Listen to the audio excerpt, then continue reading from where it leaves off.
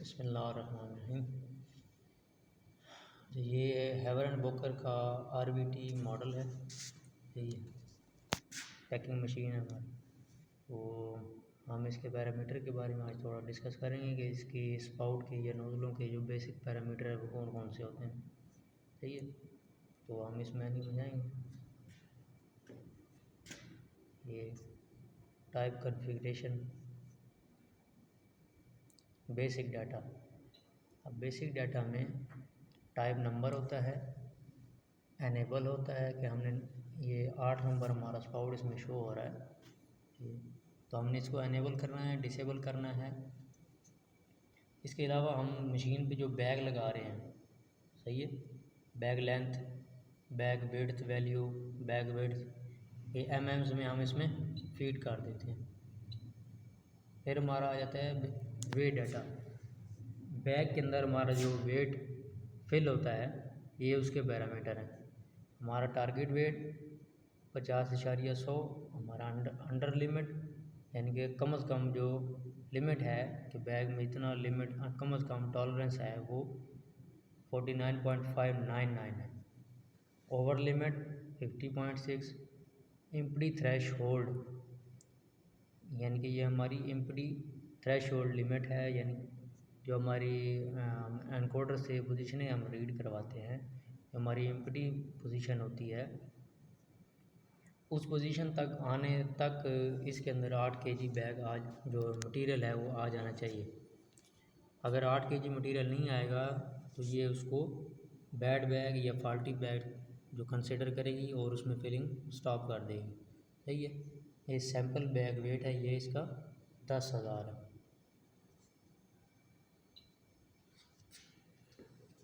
फिर आ जाते हैं डैम्पिंग की तरफ। अब डैम्पिंग क्या चीज़ है? डैम्पिंग नोज़ल की स्टेबिलिटी को कहते हैं। डैम्पिंग मीन्स नोज़ल में वाइब्रेशन या फ्लक्चुएशन होती है कि नोज़ल की स्टेबिलिटी कितनी। नोज़ल ने बैग को फिल किया, नोज़ल ने बैग को ड्रॉप कर दिया। जैसे ही बैग ड्रॉप करेगी बेल्ट के ऊपर, उसके बाद मैनुअल बैग या ऑटो बैग प्लेसर या मैनुअल बैग प्लेसर जिधर पैकरमैन खड़ा होता है वहाँ तक आने तक नोज़ल की स्टेबिलिटी कितने % है, ठीक है, वो ये चीज़ है, ये पैरामीटर होता है बिफोर स्टार्ट ऑफ फिलिंग। वो 3 है, क्योंकि 3 इसलिए रखते हैं क्योंकि जब वो बैग गिराती है तो उसको स्टेबल होने में थोड़ा टाइम लगता है, इसलिए हम ये वैल्यू थोड़ी ज़्यादा रखते हैं। कोर्स फीड फिलिंग हमारी 1 होती है क्योंकि इसमें हमारे पास मटेरियल फुल प्रेशर के साथ आ रहा होता है। ड्यूरिंग फाइन फीड 2 है। आफ्टर एंड ऑफ फिलिंग, जैसे ही फिलिंग इसकी 50 kg हमारा टारगेट पूरा हो गया उसके बाद नोज़ल ने बैग ड्रॉप करना होता है तो उस वक्त उसको स्टेबल हो जाना चाहिए। ये और ये वैल्यू हम सेम रखते हैं, 3, ठीक है। डैम्पिंग हो गया। ये फिलिंग प्रोसेस कंट्रोल है।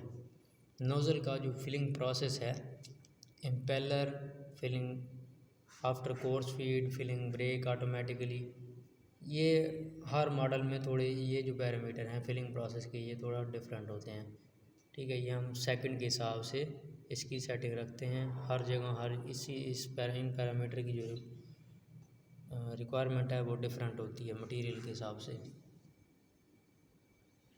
रेगुलेटर सेटिंग में आ जाते हैं। Tearing frequency, tearing relay, standstill duration, ये सारे जितने भी पैरामीटर्स हैं ये भी सारे सेकंड और केजीज में होते हैं क्योंकि यहाँ पे जो फिलिंग प्रोसेस या जो प्रोसेस चल रहा होता है वो काफ़ी फास्ट होता है, तो इसलिए इन पैरामीटर्स को हम सेकंड्स में मेजर करते हैं।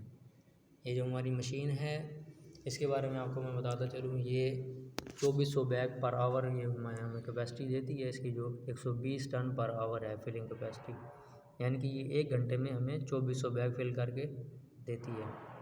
तो इसलिए हमने इसका जो फिलिंग प्रोसेस है वो भी फास्ट रखा हुआ होता है। फाइन फीड वेट है हमारा वो 8 kg है, सही है। स्टैटिक लीड आ गया।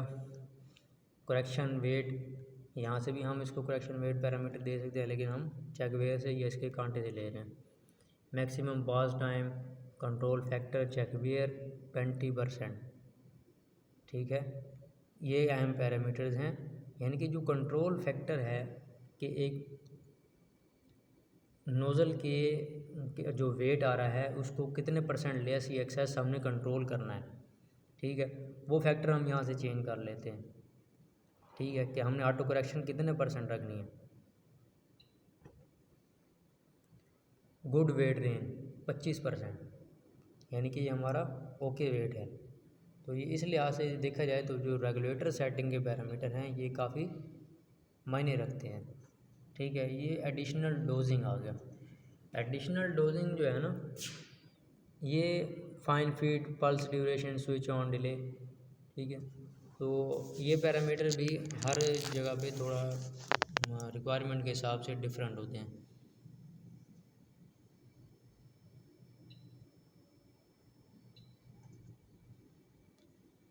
फिर आ जाता है broken bags, back blessing check, back blessing, back discharge, filling channel aeration.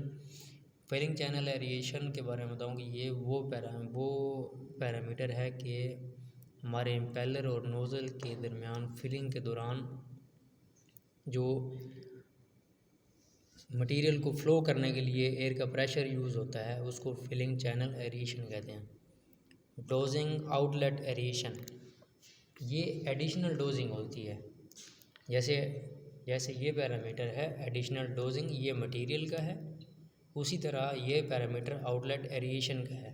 इसके लिए हम इस मॉडल में एक कंपनी ने 3 छोटे 2x2 जो है ना SOV दिए हैं कि अगर फिलिंग चैनल एरिएशन से मटेरियल का फ़्लो प्रॉपर नहीं आ रहा तो ये छोटे जो जिसमें एरिएशन के पॉइंट दिए गए हैं वो डायरेक्ट नोज़ल के अंदर माउंट हुए हुए हैं, तो उससे जो मटेरियल है वो प्रॉपर स्मूथ तरीके से आ जाता है।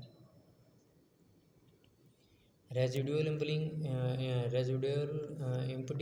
और क्लीनिंग, ठीक है, ये नोज़ल क्लीनिंग और मतलब नोज़ल की स्टेबिलिटी के हवाले से भी पैरामीटर हैं।